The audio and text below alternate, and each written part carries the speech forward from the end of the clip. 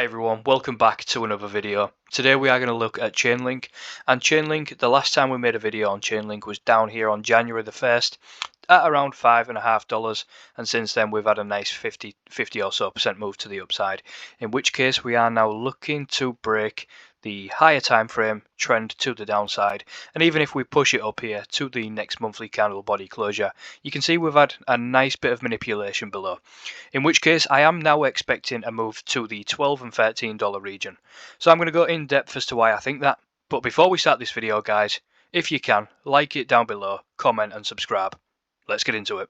Hi, so another thing that I'm watching here for Chainlink is the fact that when we had this big capitulation wick to the downside, we ended up actually coming and filling this wick and did not set an equal low, in which case we have now taken that liquidity to the downside and then set higher amounts of liquidity where we further drove down to the downside and took that liquidity.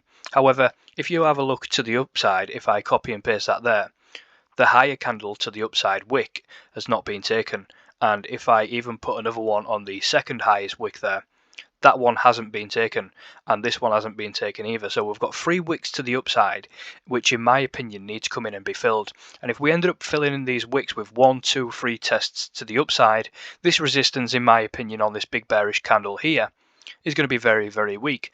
So the next major location where I'm going to be looking for Chainlink to move up to, where the liquidity may be located, is this big bearish breakdown candle here, in which case people short in the market up and around these levels would have their stop losses located above there. And you can see the confluence level here at these candle body closures, so that gives us a really nice confluence level up and around the $12 to $13 region, which is just another reason as to why I think Chainlink is set to move to the upside. And even with these wicks here, you can see 1 drive, 2 drive, 3 drives down, in which case we normally end up with a bit of follow through. So we do have a nice invalidation level below these wicks here.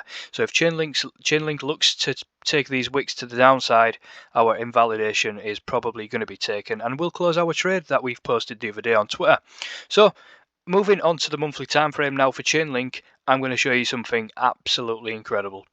As you can see down here on the RSI, in a strong uptrend to the upside, if we are expecting new highs for Chainlink, we would have wanted the 40 RSI level on the monthly time frame to hold, in which case we have held once, twice, and in combination with the liquidity that we saw taken earlier to the downside, in my opinion the next logical move to the upside would be a fill of this big bearish candle up here. So even the higher time frame levels can give us some nice key confluence levels to get to some even higher levels here for $14 and $16 for Chainlink. And from the trade that we entered up and around the high $6 zone, that would be a nice 130% move, which I'll take in a market where everyone is so pessimistic and bored, and people are forgetting about Chainlink. Like I said the other day, people have really forgot this coin. However, if you have a look on the monthly time frame against Bitcoin as well, you'll see something magical. Chainlink against Bitcoin chart here, you can see we did exactly the same thing. We came down to the 40 level on the monthly time frame RSI and we held, and we are now hovering above. But what I want to draw your attention to here on Chainlink is if we have a look at price action here, where we came back to on the price action, it's absolutely beautiful, and you can't get much better than this for Chainlink in my opinion.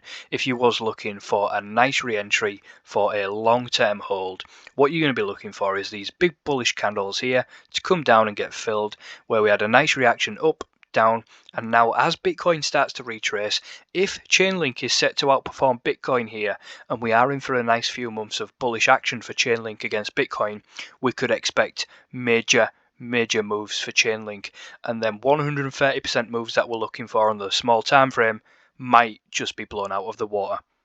This is actually the Chainlink against Ethereum chart, and what we're seeing once again is Chainlink on the monthly time frame coming down into the 40 RSI level, holding, in which case the actual price action has come down, filled this big massive bullish candle to the upside, taken all of this liquidity, what we wanted to see taken, and we are now hovering above this price action. So if we're set to outperform Bitcoin, and we are set to outperform Ethereum on the lower and higher time frame, Bitcoin, Chainlink and Ethereum all together moving up, but Chainlink moving up faster. What I'm going to be looking for Chainlink is massive moves. So then 130% moves, like I said earlier, might just be blown out of the water. So what if we can be expecting even higher moves for Chainlink? Let's jump back into the USD chart now, have a look at some of the retrace targets to the upside, and that might just give us the clue. Not only do we have all of that confluence coming together against Ethereum, against Bitcoin, we have a long-lasting trend line here holding a support, in which case the actual logical next zone for us to be looking for, with the liquidity located above these wicks here, would be the $15-14 region, monthly supply zone.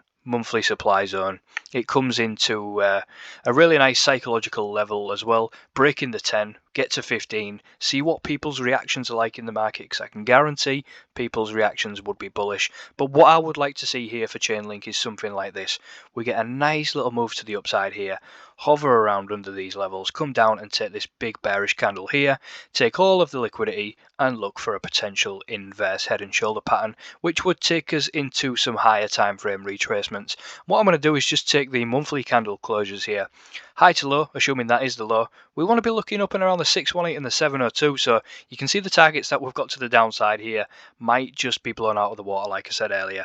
Looking up at around the $30 region for Chainlink, which from current levels is a nice, let's have a look at that, nice 300% move.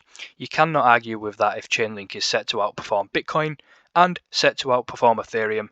People will say it's not possible right now as no one's interested down at the lows down here, but we know what this cryptocurrency market can do. It can surprise everyone. Everyone thought Bitcoin was going to go lower. Everyone perhaps thinks Chainlink is going to go lower. So if you've liked this video, guys, and you really found it useful, give it a like, comment down below, let me know what you think of Chainlink, and if you haven't already, subscribe, and I will see you next time. Cheers.